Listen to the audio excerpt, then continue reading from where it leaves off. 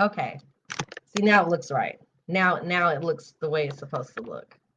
There we go. Now we look good. Now we look good. There we go. Now things look right. All right. All right.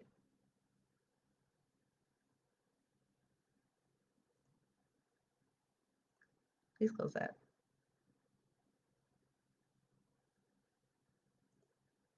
All right. Welcome in, y'all. I appreciate y'all coming back in. I'm going to go over here and tweet this.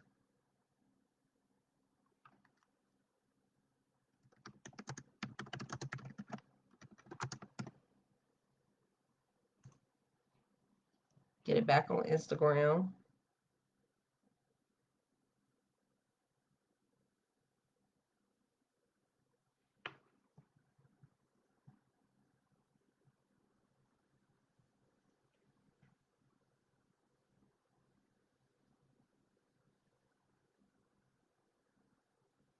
I'm having all kinds of technical difficulties. I got it right on Facebook finally, and now it's not right on Instagram.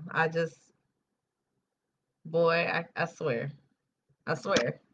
If it's not one thing, it's not. I mean, I understand that the internet is probably all janky right now anyway, because folks are running amok right now. Oh my gosh. I am having the time of my life right now, y'all. I'm not gonna lie. I just want to read this book. I just want to read this book to my friends. That's all I want to do.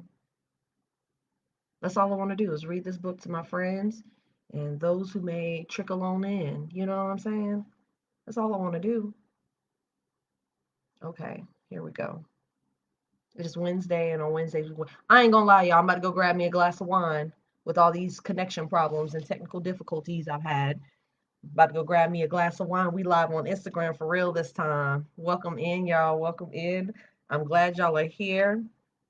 It's Wednesday, and on Wednesdays we do what? We wear pink on Wednesdays, and we read. And I was drinking. I made myself some iced coffee or whatever, just to try to perk up because I was taking a nap while things were happening in our government. I was taking me a nice little nap. I was enjoying it too. I was enjoying my little nap, but we here now and we're reading our book and we're gonna have an hour to escape and not think about the bullshit that's going on. Now, if you so choose to open another tab to look at the raggedy, do what you want to do. You can do what you want to do, but we're gonna try to not think about that for a moment. We're gonna think about abundance now with Lisa Nichols. So we are reading Abundance Now by Lisa Nichols. We are reading Abundance Now by Lisa Nichols. Um, ooh, I so badly want to talk about what's going on in the world, but I'm going to stay on schedule and read Abundance Now by Lisa Nichols. Not gonna lie, y'all. Mm.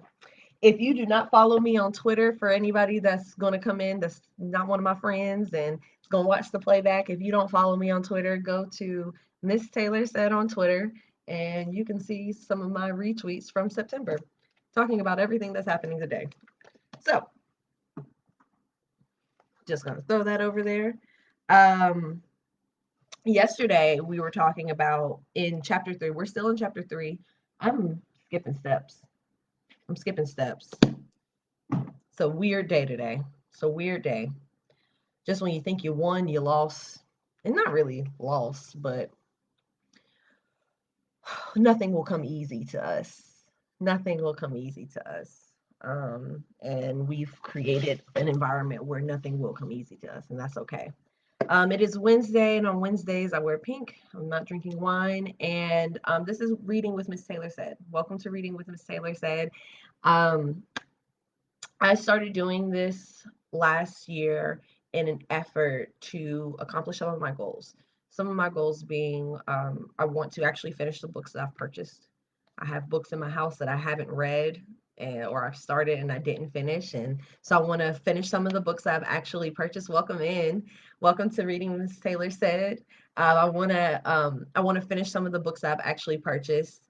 Also, what I want to do is get more comfortable with reading aloud in front of an audience, because some of the goals that I have in my life are reading a teleprompter and things like that. So I want to do that. And then another goal that I have is to get more comfortable with public speaking and engaging with an audience for, you know, the things that I want to do with my life. So what I'm doing is reading Abundance Now by Lisa Nichols. This book has offered us some really, really great gems on how to live abundantly and how to change our mindsets to live more abundantly. And so we're currently in chapter 3. If you're watching on Instagram and you haven't watched any episodes yet, hey cousin, if you haven't watched any episodes yet, you can go back on my Instagram, on my IGTV. I have a series listed on my IGTV. If you want to go all the way back to the beginning, I actually started this and I did this for a couple of weeks on my personal Facebook page. But if you search Reading with Miss Taylor Said,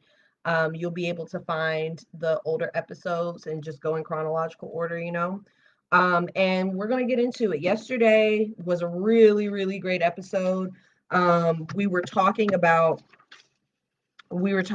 being intentional about building your community and choosing how to choose your mentors, how to choose your friends, so that they also contribute to you living your abundant lifestyle, and they contribute to you living your abundant lifestyle and your abundance mindset.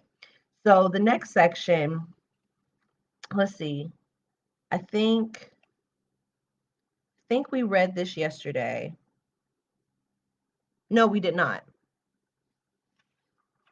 Did we?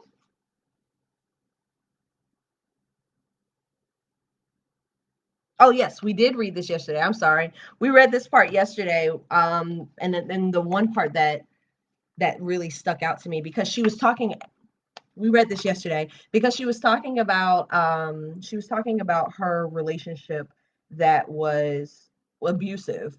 And the one thing that really stuck out that I can tell you from experience is actually true is that it's when she says you've probably experienced times in your life when you didn't listen either. But when you don't listen, the whisper becomes a knock, then a firm knock, and then a scream, until eventually it does something drastic to make you pay attention. While you don't want to be picky in attracting the kind of people you want to have around you, you don't want to limit your flexibility. You do need to become firm and explicit about what are non-negotiable characteristics for you, which leads into our next section. Be clear about your non-negotiables. And for those of you that are just joining us, we are reading Lisa Nichols' Abundance Now. So we're in chapter 3. Chapter 3 is the second E, which is I can't remember what she called this one. Enchantment in your life relationships. So the next section is be clear about your non-negotiables. In my life, the very first non-negotiable is that you have to be a person of high integrity. You can't play in Shadyville.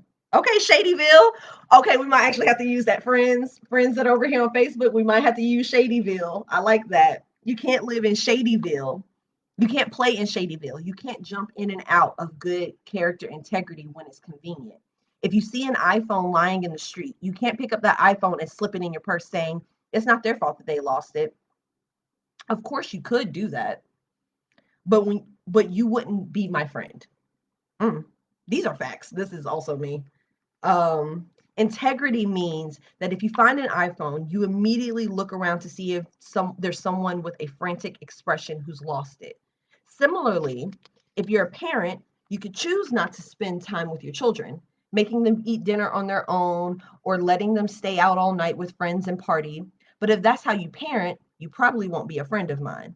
Okay, Lisa. Lisa picky about her friends. So, although you can be flexible with who your friends are, you also need to have a core list of qualities, characteristics, values, and mindset that is non negotiable. And even when every one of your boxes is ticked, you still need to listen to your GPS. Now, GPS for her is the way she listed that was God placement system. So, basically her inner voice that comes from God. Dr. Judy Hinojosa Sinks That's an interesting name.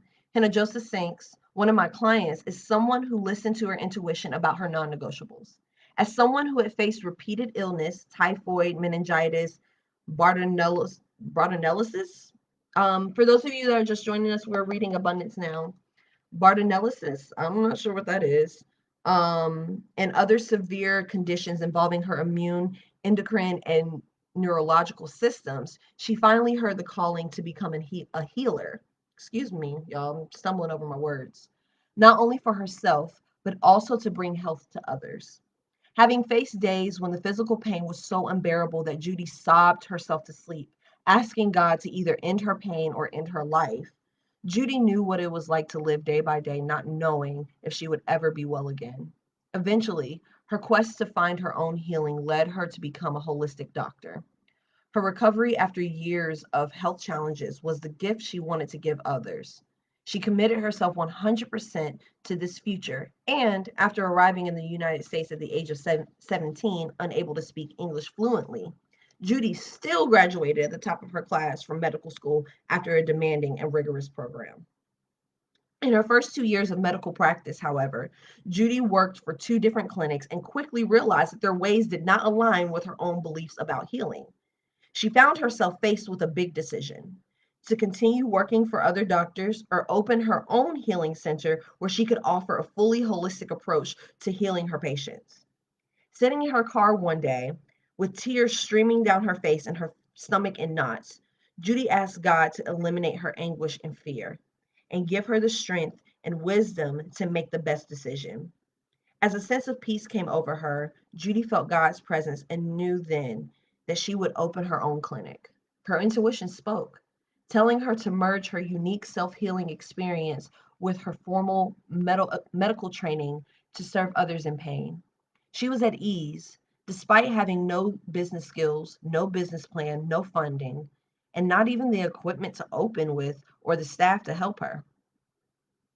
That's me. That's me, but not with medicine. None of this mattered. Opening her own wellness center had to become non negotiable for Judy, despite other people's opinions, fears, and judgments. Now, 5 years later, which at this point would probably be like 10 years later, because this was published in 2015. Now, 5 years later, Dr. Hinojosa's clinic has succeeded beyond even her own dreams of possibility. She owns a multi-million dollar practice as a sole practitioner, one of the most successful naturopathic clinics in her city. She's received numerous awards and honors for excellent service and high deliverance of healing to the public, excuse me. Her commitment to listening to her intuition and blazing her own path when her community's ideas did not align with hers enabled Judy to honor her soul's calling and bring healing to others. What do you need to become non negotiable when it comes to your community?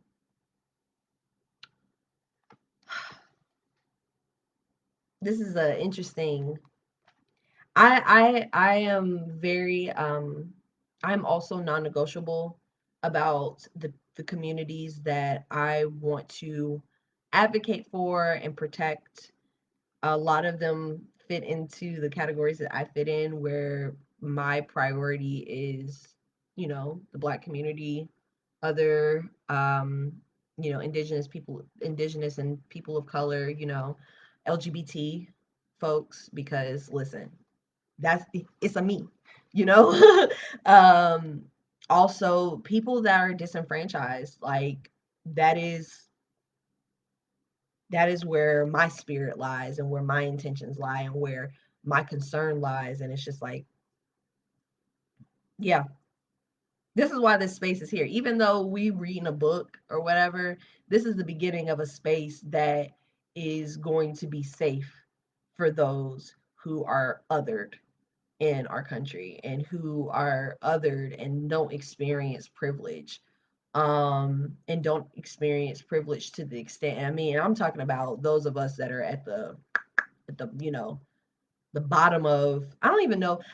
I've wondered if totem pole is a not politically correct, but culturally, excuse me, correct term to use, because I know that that's an indigenous thing, but we're going to use it for right now.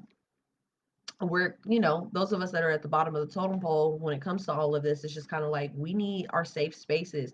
We need safe spaces where we don't have to talk about the things that cause us pain. That's why we're reading a book. So I'm going to keep going. Here are a few more of my non-negotiables that you might consider. I look for people who have spiritual awareness and consciousness in their lives, but also people who are servers.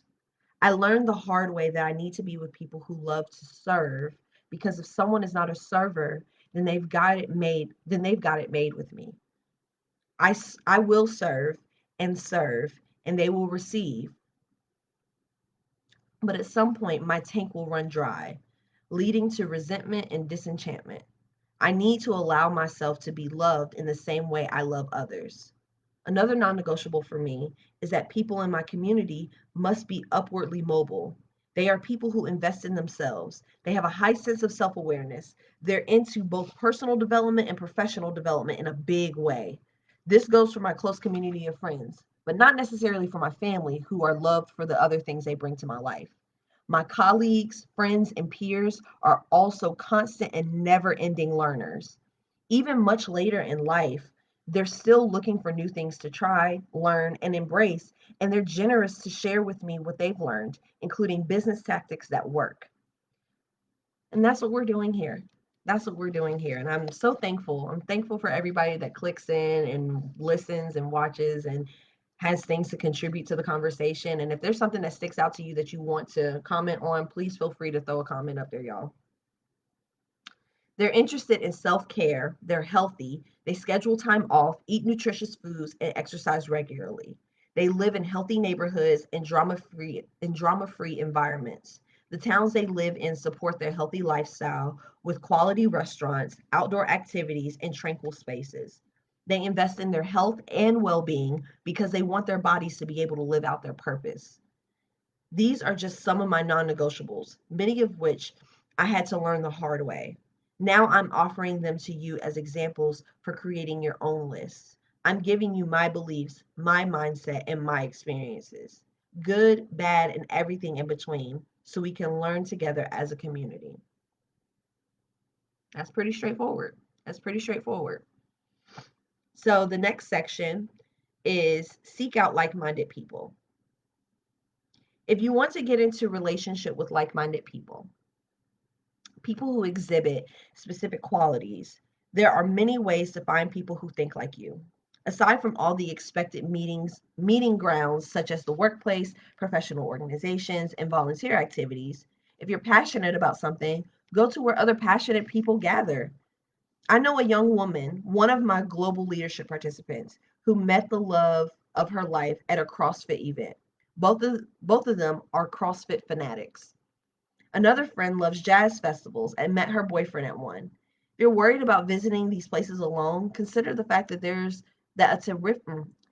consider the fact that a terrific new acquaintance, lifetime business contact, or your perfect soulmate might also be visiting the same place alone.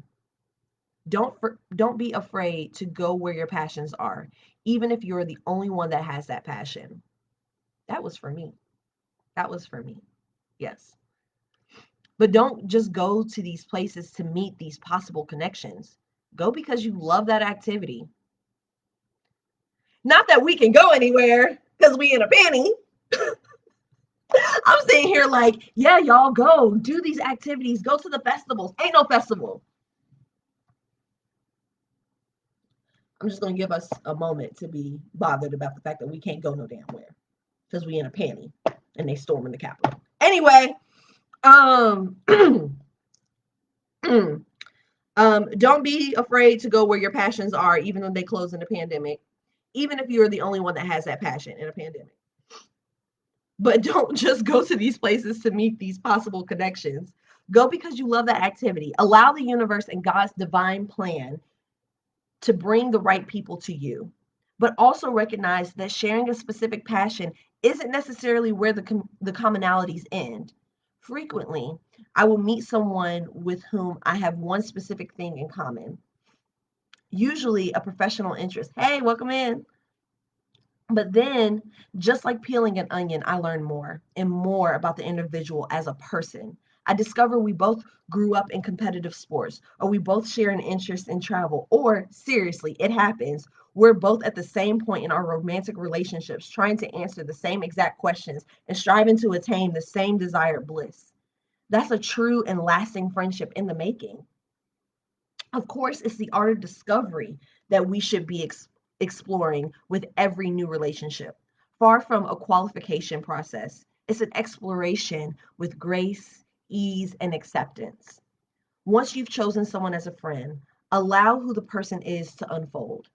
One of the best books on this is one of the best books on this art of discovery for romantic relationships, a book I've recommended to more than 25 people, is, y'all write this down, Intellectual Foreplay by Eve Hogan.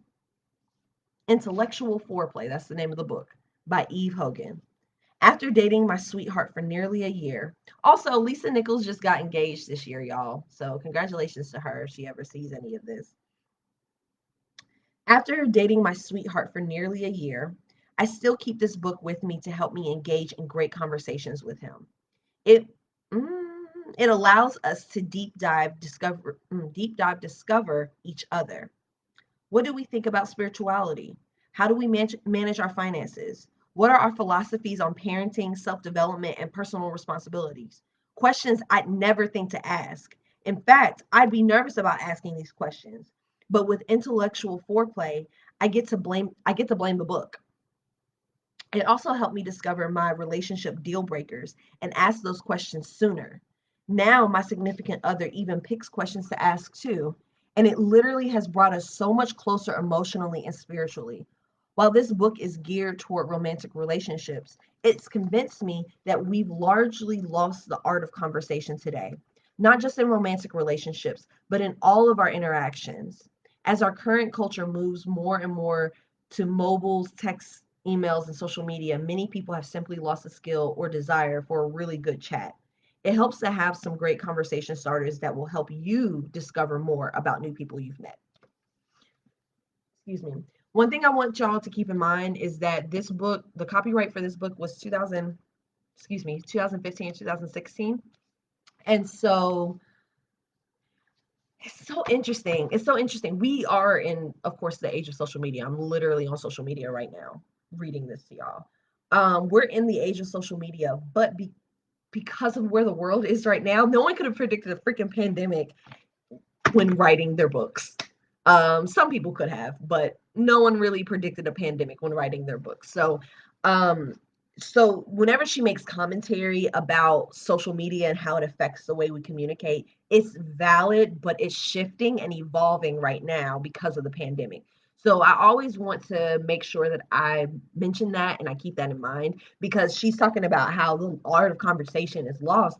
And one thing I feel like has happened in the last year with 2020 being the shit show that it was, and us going into the shit show 2.0 in 2021, I feel like we actually have enhanced how we deal in conversation, and we value conversation a lot more, in my opinion, than we did maybe 5 years ago or 10 years ago when we were in the Obama years and we were in social media was still just really evolving quickly and putting and making it very easy for us to not communicate with each other directly.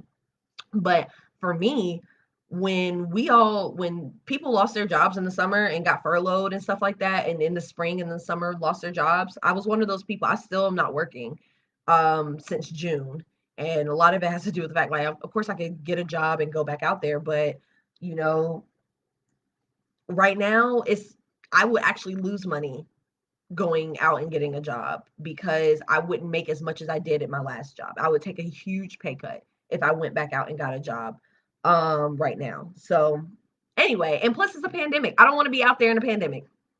But I've been having more meaningful conversations with my friends and with my significant other, you know, during this time, and all these things that she's talking about, all these conversations about, how to raise kids, financial things, like those are the conversations that we have. And I feel like a lot of people have been having more conversations, and because of the fact that we have social media to reference and find information quickly, the conversations have actually been more detailed and more thorough, and we've been able to fine tooth comb them a lot better, in my opinion and in my experience. Not sweaty pits. In my opinion and in my experience, like, we've been able to do that. So I don't know. If it's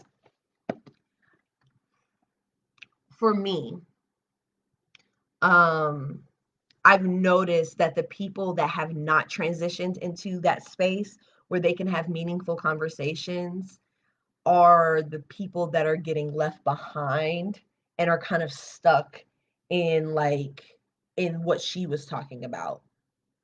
So, you know, we're doing a good job, y'all. I think we're doing all right. I think we're doing all right. Um, take this with, discernment, and have discernment when you're receiving information at this point. The next section is called Ask for What You Need in a Way That Empowers People in Your Community. Your community can help you on your journey toward abundance, but you can't help if but they can't help, excuse me. They can't help if they don't know what will serve you. Learn how to ask for what you need in a way that leaves your community feeling not only empowered to give you what you ask for, but inspired to do so. When you make requests using statements like those below, it allows the people who love you and who want to make you happy to understand what brings you joy versus what makes you angry. So the question format she has listed are: what I'd love to experience is, fill in the blank. What I Where I need support is, fill in the blank. It helps me when you, and what would work better for me is, fill in the blank. I like that. If you focus only on what makes you angry or what shuts you down, you're putting energy around feeling angry and shutting down. I'm going to read that one more time. If you focus only on what makes you angry or what shuts you down, you're putting energy around feeling angry and shutting down. Compare this to positive language you can use with your community, such as, what makes me feel better is, what inspires me is, what feels good to me is. Think of the change and response you will receive. In your relationships, it's your responsibility to articulate your needs in a way that leaves your communities, your lover, your spouse, your children, your colleagues, and your friends feeling inspired and encouraged to be connected to you. We wrongly put the responsibility on other people's shoulders to inspire us. Yet it's 100% our responsibility to share with them what we need in order to be inspired. All too often, we expect people to know in advance what we need as if they're mind readers. But as my brilliant friend Ken Druck said to me recently, love and relationships are an open book test. Love and relationships are an open book test. Don't make your community and loved ones guess what you need. It's not fair to them. Instead, proactively tell them in an uplifting way how to love you. If you love flowers, tell them, one of the ways that I feel loved and acknowledged is to receive flowers. Is that okay for you? Or similarly, one of the ways I demonstrate love is cooking for you. Does that work for you? In the same way, you should be an inspiration to your community. Let those you are connected to inspire you with their stories, lives, and accomplishments. A few months ago, I was speaking at a training event for Wells Fargo advisors where I met Stacy Scufford, a woman, Shuford, excuse me, where I met Stacy Shuford, a woman who's not only inspired me, she's inspired dozens of others with whom I shared her story. As a longtime sufferer of multiple sclerosis, Stacy's body had deteriorated to the point where a wheelchair was necessary for daily activities. For 5 years, she couldn't get in and out of bed without assistance until one day, while lying in bed, her body began to tingle all over, as if it were talking to her. Though nothing medically caused the sensation, Stacy felt in her soul that she could stand up and begin walking on her own. And she did. Though she eventually had to regain her strength and muscle tone, Stacy began walking that day as if her body was simply ready to move again. I heard Stacy's story for the first time at that speaking engagement. It resonated with me so much, I've gone on to share it with others. Excuse me. People are put into our lives to inspire us and to inform us of possibility. Let your community know how to inspire you. Listen, I'm getting better at this because I was pretty bad about it. Because I'm working on communication just like we all are. People don't know until you tell them. That should just be the assumption. They don't know until you tell them. There's this great post going around on Facebook talking about people who are guessers versus askers. And a lot of times that's a response to how you grew up in the home. So in your homes, if you grew up with a parent that if you grew up with parents that kind of, I can't remember how they put it. I can't remember how they put it, but basically, if you grew up in a situation where you had to guess what people's thought process, what your like parents or family members, what their thought process was, what their next move was going to be based off of their tone, how they slammed the door, how they walked into a room, the way they're breathing, and all that kind of stuff, like it turns you into a guesser and you want people to, based on your body language and the indirect things that you're communicating, want them to guess your needs versus someone that was raised in a house where everything you need you ask for, or things are asked of you directly. um so when you realize where you fall on that, whether you're a guesser or asker, you can kind of start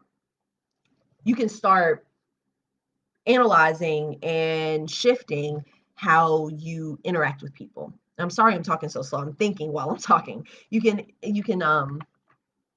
adjust how you interact with people. So if you're a guesser, make it your point, make it your mission to start asking for things directly. Like even if it's uncomfortable, even if it's like pulling teeth, it's hard, but if you go into things with the assumption that they just don't freaking know, they don't know.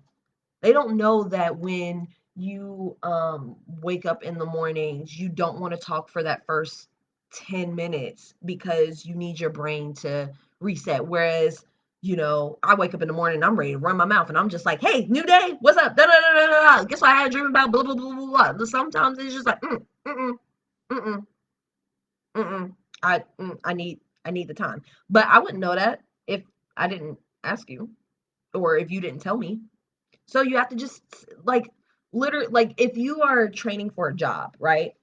If you're training someone for a job, rather, if you're training someone for a job, you're not going to, unless they were given a manual, which we can't give manuals to us, unless they were given a manual that they were expected to have read and understood and all that stuff prior to coming into the training, you train them with the assumption that they don't know anything. And even with the manual, you still train them with the assumption that they know nothing because everything that they're experiencing is new to them. So you have to articulate with people what they need to know in order to work within your system of love and existing. This is you are a person that grew up with a completely different experience than the next person. So when you are wanting people to love you, you have to like some things people are going to intuitively pick up on and know. And those are really great bonuses and really great treasures when you're just like, "Oh my God, I can't believe that you figured out to do that and I had never told you." Oh, hey, thank you. I had never told you that. Um, but really, in order to have successful relationships, friendships, romantic relationships, even in your family relationships, You got to tell people how, you got to tell people, tell them, hey, I don't like when you say that. Hey, I really like it when, I really like it when you cook for me. I really like it when you help me pick up around the house because it helps me. It calms my anxiety. It calms this for me. So, hey friend. Um, I'm sorry, the people over here on Instagram keep popping in, and on Facebook I can't see who's popping in, but on Instagram I can see who's popping in, and so hey y'all. Um, so yes, that's what that section was about. For those of you that are just joining us, we are reading Lisa Nichols' Abundance Now. We're in chapter 3. We're getting through here. We're halfway through the book now. And we, it's taking so long because we like to stop and talk and conversate. And I know that's not necessarily the right word, but it's the word I chose today because I do what I want. That's my business, as Tabitha says. Tabitha Brown says that's my business. Um, so the next section is called, let's see what time we got. Well, I'm going to go for an hour anyway. So the next section says start beneficial new relationships through acts of service. One way we can build our community is to start new relationships through acts of service. As you are getting to know someone new, ask them, how can I serve you? What would help you meet your goals? What do you need to get from me? You can also proactively suggest contacts, resources, methods you employ, and other ways that you would know how to be helpful. This is one way that high achievers align with other achievers. This is a way for professionals to pour into each other to strengthen and lengthen the relationship. This kind of sharing builds stronger bonds than just working on a project together or providing momentary input. And then she has a quote. When you reflect on your life journey, you'll clearly see that the moments when you were most alive are the moments when you loved the deepest, laughed the loudest, danced the hardest, and forgave the quickest. And that was a quote by Lisa Nichols. Plus, these acts of service also create a far greater bond than a mere monetary exchange can accomplish. When you take time to know people and understand them well enough to anticipate their needs, when you can assess any situation and instinctively know what will help them, their level of trust increases with you. They begin to think of you as a confidant, someone they can align themselves with long term, and someone they'll likely seek to include in future opportunities. That's what acts of service can do. And that section is pretty self explanatory. Help people help people. You see somebody with a vision, you meet somebody with a vision, and if you have tools to help them, help them. Offer yourself to them, offer your services to them, offer resources that you're able to give if you can, you know, and that'll come back on you and that'll help you build, like she said, help build a relationship. Very self-explanatory. Next section. Choose people who make you stand on your tippy toes. We're reading Abundance Now. For those who are just joining, we are reading Abundance Now by Lisa Nichols. Choose people who make you stand on your tippy toes. I've mentioned before that you should be very intentional about the people you decide to form new relationships with. Now, let me take these things one step further. These people make you stand on your tippy toes. Not only does this mean they inspire you to stretch and grow, but it also means that who they are inspires you to be a bigger person simply by who they are being in your presence. I have so many wonderful people. Like I have wonderful people like that, where just the way they exist in the world inspires me to be a better version of myself. And I'm very thankful. When Jelani, her son, was 8 years old, I booked a lengthy speaking tour that kept me on the road for 11 days. I had never been away from him that long and was really struggling with my conscience. During part of the tour, I spoke to an audience of about 700 people and had agreed to answer questions at the end of my presentation. During the Q&A time, a woman approached the microphone and referring to the stories about Jelani that I had told during my speech, she simply said, "Lisa, you're the most amazing mother." Once my stage time was over, I returned to my hotel room and cried and cried. I felt like a hypocrite, a fraud. Here I was, thousands of miles away from my baby, and had been for days. I didn't feel like an amazing mom. In fact, when I searched every fiber of my being, I couldn't find any motherly greatness in me at all. So I called my rocket booster friend, Denise, and asked her to tell me what she saw in me as a mother. Without pausing to wonder why, Denise poured out 10 minutes worth of details. She didn't say merely that I was a wonderful mother. She described the way I woke up and cooked Jelani an omelet most mornings, the way we laughed until our stomachs hurt, or the way we sing to each other in the car. Denise remembered when I couldn't all the little nuggets of happiness. It's like I was thirsty and she became my water. In the same way Denise did for me, let someone else refresh and encourage you. Allow someone to support you and have faith in you when you can't. Borrow their confidence when yours is low. They believe in you more than you can in certain moments. Just be crystal clear about what you need. That day, Denise inspired me to be a bigger person simply by her being a bigger person in my presence. Tippy toe friends will do that for you. Tippy toe relationships are what happens when you get intentional about upgrading the people you attract and allow in your life. I'm feeling a little like, I'm not gonna lie, I'm feeling a little misty about that because, again, I am so blessed to have incredible people around me. Um, I'm so blessed to be armed with incredible relationships. As Lisa would say, breathtaking relationships. And one thing that some of my friends have been doing, especially the ones that knew me before, like, and knew me back when I was in my early 20s and, in college and things like that. One thing that they often do, um, especially because due to the things that I've been through in the last 8 years, or not last 8 years, but for between the ages of roughly like 19 and 27, um, the things that my friends do, especially again, the ones that knew me before, they remind me of the type of person that I am, and they refresh my memory with things that they've seen in me that I don't see in myself. They they they pour into me in that way, and words of affirmation is one of my love languages. And so it's not that I'm looking for validation, but it's nice to be reminded and refreshed. It's nice to be reminded and refreshed of who the fuck you are, because you know what? You are you. My darling sweetheart has a tendency to just be like, you're Taylor.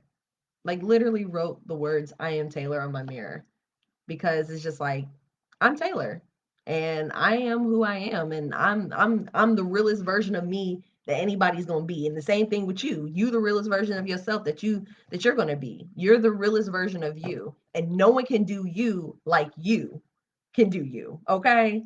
No one can be who you are and have the impact on the world that specifically you have. So, you know, hopefully you also have people in your life that can remind you of who exactly who the fuck you are when you need that time, when you need to remember.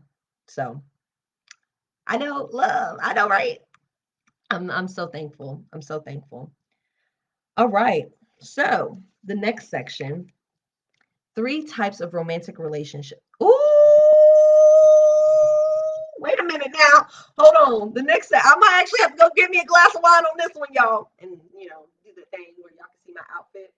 Um, yes, be who you be and be the best at it. Okay. That's right, cuz.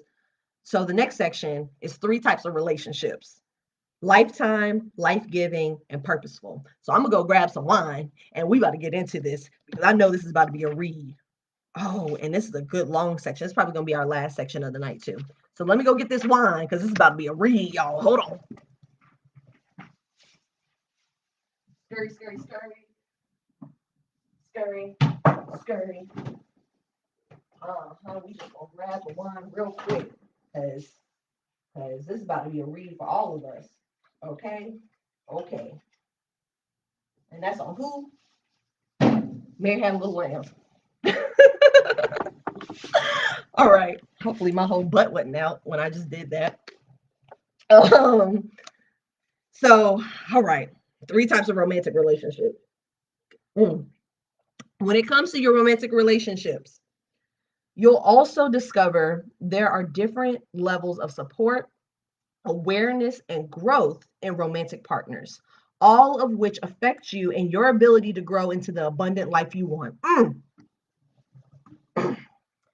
I've been in romantic relationships where my mediocrity was welcomed, but my brilliance was not.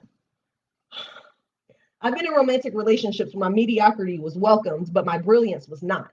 In those moments when I was playing small, I was adored, loved, and celebrated. But in my genius moments, I was made to feel as if I was standing too tall, and that to be happy in the relationship, to have peace of mind, I had to constantly dim my light. Y'all, I ain't even about to go. I ain't even, I'm about to go in. I'm so sorry. I'm so sorry. Ooh, ooh, ooh. Y'all, hold on. Okay. In order to be happy in the relationship, to have peace of mind, I had to constantly dim my light. I had to limit myself. I wrote this. Clearly, I wrote this. Clearly, clearly, I wrote this. I didn't write this. Um, my belief at the time was that I did not want to outgrow the relationship. And I found myself constantly crouching down in order to stay in the relationship. I came into the relationship already too big for the relationship.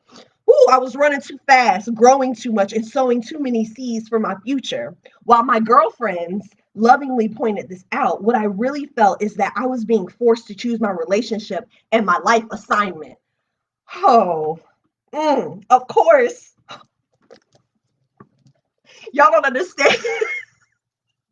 Oh my gosh, it's like I wrote this. It's like I wrote this. It's like I wrote, I feel myself, I feel my face getting warm and I feel myself getting hyped right now because wow, wow. Okay, of course, none of it was done with malicious intent on the part of my romantic partners at the time, with the consciousness of minimizing my greatness or from a place of comparison or competition.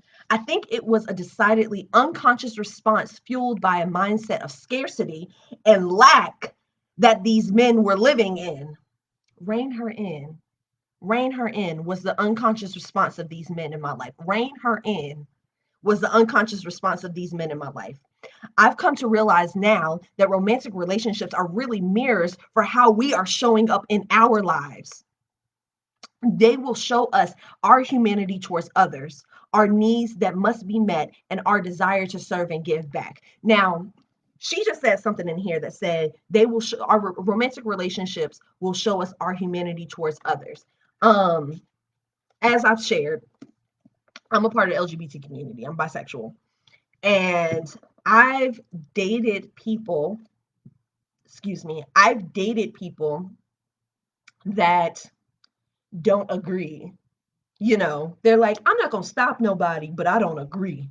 I don't think that that's basically what it was that I will literally fight for the rights of these people.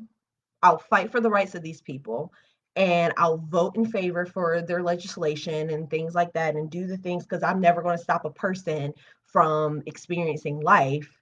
But as for me in my house, that's not cool, like to the point where they were like, oh yeah, if we get invited to a gay wedding, you and children would not be able to come and stuff like that. And it makes me think about a tweet that someone said that said, if you're dating someone that's homophobic, you're homophobic too.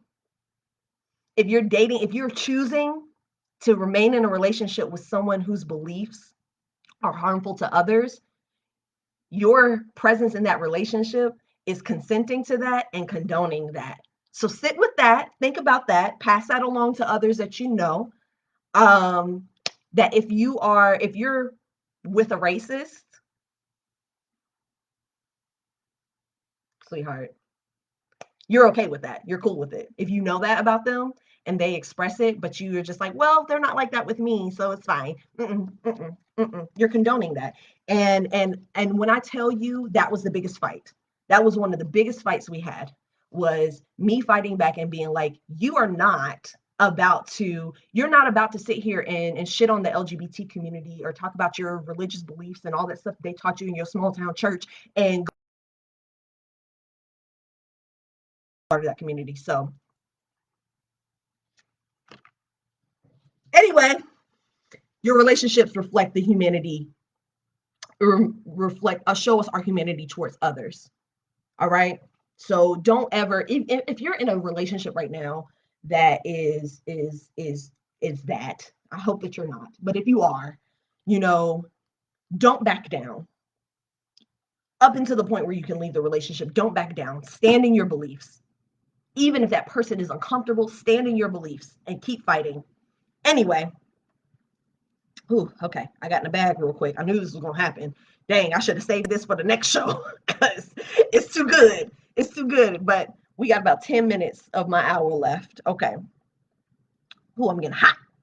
And my heat just came on. Lord. All right. Anyway.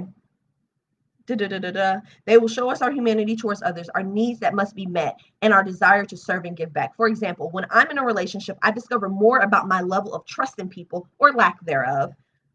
When I'm inside of a relationship, I see my willingness to release or my desire to hold on tight. I see whether I am a good leader or I'm a better follower, or ideally, whether I've achieved a healthy balance between the two. Relationships are here to build our muscle of compassion and understanding, but they're also here to help us build our muscle of healthy boundaries. Do I say yes only when I want to say yes, or do I understand what it means to say no? Because relationships are dynamic and between two people, they also help us see how we're currently showing up in the area of communication. You can determine whether you're speaking your mind or withholding your opinions, whether you're truly listening to your partner or simply waiting for your next turn to speak. I'm in a bag. Only then can you discover why you communicate in the way that you do and improve your communication skill set. In addition to being a mirror that shows us how we are showing up in life, romantic relationships also provide specific and necessary functions at different times in our lives. When I first discovered that when I first discovered these three types of romantic relationships from my friend Iyanla Van Zant, they made so much sense to me. At the time, I was going through a breakup, and because I had thought that he was the one, I was convinced my life was over. But when I stumbled across Iyanla's definitions, they changed everything for me. What are these three types of relationships and what do they look like? Well, yeah, we can do this. First relationship, lifetime relationship. No matter what you both do, this one is going to last forever. At different points in time, you might grow beyond each other, but you will always balance out. It might get rocky and it may not be easy, but you were meant to be together forever, excuse me. Nothing you do will separate you. It's a done deal. I got that now. Finally. We here in the lifetime one, but had to go through the other ones first. And the next one is called the life-giving relationship. Life-giving relationships, on the other hand, do not last very long. In fact, they typically range from a one-time meeting to a 2-year relationship, but rarely more than that. They're designed to put the spark back into you and remind you that it's not over for you just yet. Had that too. They put you back in the game and add a spring to your step. They remind you that you're still attractive, you're still sexy, and you've still got it. Think Titanic, Jack Dawson, think Stella got her groove back. Think that's where we are. The person that comes in and is like, I know you thought you lost it, but girl, you still good. All right. I'm excited, y'all. I'm sweating. I'm so excited. These short-term bonds remind you of your value too, and remind you not to settle. They force you to get out of your head and start living in your body again. They're full of energy and excitement and the giddiness that comes from being in love. But they can also be full of so much drama that you burn each other up. They're intense, either in fun, passion, or chaos. They can also be a doorway to the eventual lifetime relationship you want. Amen. They get you ready for they get you ready to be a better partner to someone else. When they end, you'll understand why these relationships needed to come into your life and why they needed to be over. Life-giving relationships will stay in your heart forever, but are necessary and finite. And the last one is purposeful relationships. The most prevalent type of relationship for most people today is the purposeful relationship. For a year or more, and sometimes decades, you and your romantic partner are tethered together, working side by side for a specific purpose. Perhaps the relationship came about in order to raise children, build a business together, help each other grow up. That was to help each other grow up. Get yourself out of a bad situation, get a good start in life, teach you to set healthy boundaries, or teach you how to love. It's not that you went into the relationship with this agenda, but that's the reality you're living anyway. When its purpose is fulfilled, the relationship will likely end. Unfortunately, turmoil happens when we try to turn a purposeful relationship into a lifetime one. For this reason, purposeful relationship purposeful relationships cause the most turbulence and discord, the most frustration and hurt. What we don't always recognize, but should, because it's a constant feature of purposeful relationships, is that once the purpose is fulfilled, the relationship changes and never goes back to the way it was. Some people spend a lifetime trying to regain that former warmth, affection, and intimacy in a once purposeful relationship. When the kids go off to college, oftentimes a husband and a wife will finally be able to stop and listen. They'll be hit with the epiphany that, hey, I don't necessarily like being with this person. I don't want to be in this relationship. They're just now discovering that their bond was driven by purpose. Of course, this doesn't take anything away from the time they were together. It's simply time to move into a new season. Your job, if you decide to move on, is the end is the is to end the relationship. Excuse me. I When I read your job, I thought she was talking about your career. Excuse me. Your job, if you decide to move on, is to end the relationship with grace and ease, leaving your partner's dignity intact so that when the story is told at the end of your days, your partner could be sitting in the audience and feel both honored and served. It takes a big person to preserve their partner's dignity when separating, especially after 10, 20, or even 30 years together. The purposeful relationship is just one of the three types you'll encounter. If you've never looked at your romantic relationship from this perspective, doing so now will give you much greater peace of mind. In fact, you could easily understand and complete every past relationship you've ever had by simply making a list of everyone you've dated, then deciding if they were lifetime, life-giving, or purposeful. When I did this exercise, I stopped asking why certain men had been in my life. I stopped obsessing over breakups and saw them instead as completions. I concluded that those relationships had run their cycle and provided me with exactly what they were supposed to provide at that time. I developed a much healthier mindset about why we came together in the first place. This goes for friendships that fall into those three categories too. Of course, the beauty of knowing about these three categories is that you're released from trying to make everyone a lifetime friend or lifetime romantic partner. It removes much of the disappointment when relationships end. It keeps you focused on the present moment without constantly obsessing over whether a connection will burn out or whether any one thing that you do might permanently damage the relationship. If it's meant to end, it will because it was life-giving or purposeful to begin with. A word. Another comforting thought is that relationships are designed to occur within the seasons of our lives. Friend, Jaleesa was just saying this. Some seasons are 40 years, while others are 14 months. Your job is to determine what will be or what was fulfilled in that season when you were involved with a specific person and how the relationship supported that. What did you do that you couldn't have accomplished if you weren't in that relationship? What did you get the lessons, the moments, and the memories? Did you gather all of your assets and your diamonds and walk away with the best things out of that relationship? Did you leave the relationship whole and complete? From this day forward, I want you to never again say, we broke up. Don't ever say, we broke up again. Say instead, we're complete because we accomplished blank. Let me run that back by you again. Don't say we broke up no more. Ain't no breakup. That's old. We left that in 2020 and earlier. It's we dead. We dead in that. Ain't no we broke up. We're complete because we accomplished blank. Using the word complete just feels better and reframes the end of the relationship in a way that reaffirms both of you. You're not broken. Your partner is not broken. There was no breakup, only completion. Only completion. Not only does this give you a level of tranquility about your past relationships, but it also lets you trust again and not project your previous experience onto your next opportunity.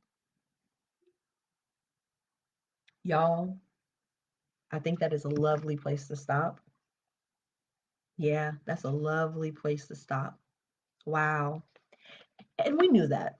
I think to an extent we knew that there are only like two or three kinds of relationships that you get.